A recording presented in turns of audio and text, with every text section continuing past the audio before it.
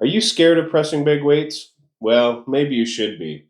It's inherently dangerous to be pressing big weights above our heads, but you shouldn't let that fear stop you. I wouldn't have been able to master the overhead press movements if I had let that fear stop me. Instead, I learned and practiced how to press weights overhead safely. Today, I want to share some tips with you to keep you safe while you're pressing big weights into the sky.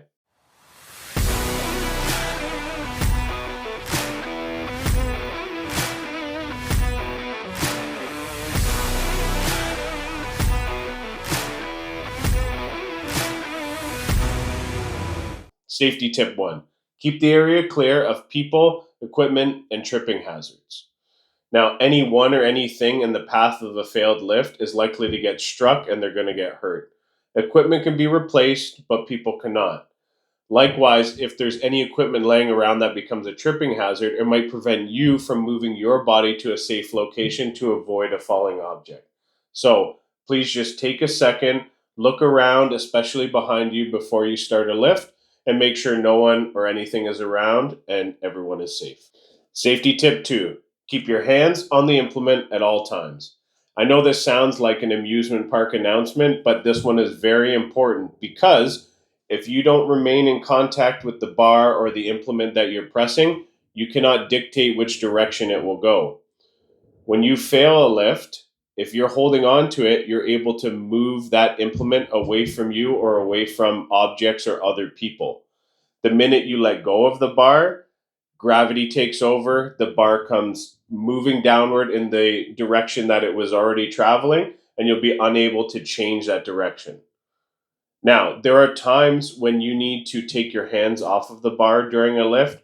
For example, with a continental clean and press and you need to switch hands, those times you should practice very specifically with light weights, get the technique down before you move up to the heavy weights. But those are special cases, right? They need to happen in order for you to complete the lift. For all other cases, do your best to keep your hands on the implement so that you can control which way it goes. Safety tip number three: push the implement away from you if you're falling backwards.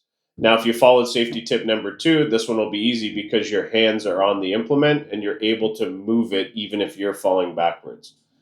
Now, this can happen when you're raising the implement from the floor to your chest. Sometimes you throw it up to your chest with too much force that you weren't ready for or into the wrong position, and it actually throws you backwards, and you need to throw the implement forward to avoid it landing on you.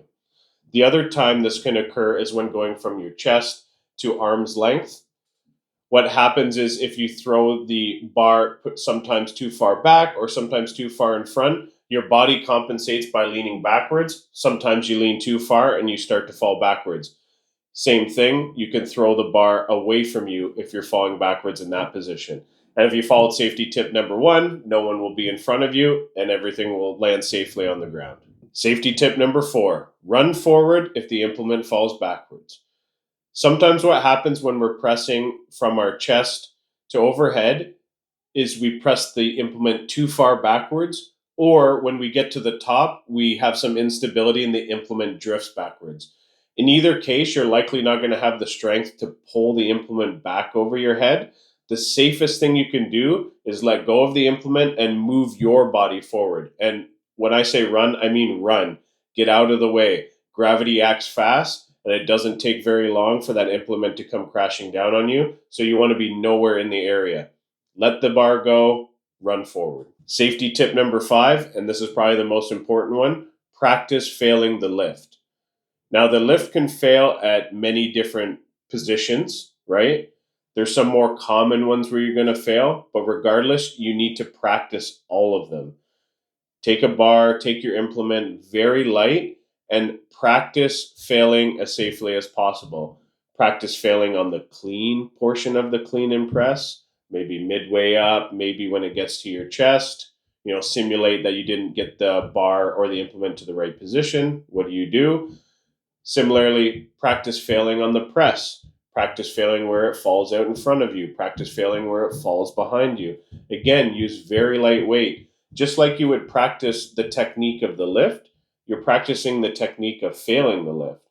What this does is it ingrains it inside of you, And that way, when it happens, your body will be able to respond quickly and go to a safe location or perform the safest motion that will keep the implement and, most importantly, you and others safe from falling objects. So, there you have it. That's my top 5 tips to keep you safe while you're clean and pressing heavy weights overhead. Don't be an idiot and leave this to chance. It's not if it's going to happen, it's when it's going to happen. You may be able to get away with a long time of never failing an overhead press, and that's great. But one of those times you're going to be too tired or not paying enough attention, and that implement is not going to get to the position you want, and you're going to fail. You need to be ready for that. That way, you can keep yourself from sustaining injuries, and you can keep gym equipment and others around you safe as well. So, be safe, get strong. Thanks for watching. Take care.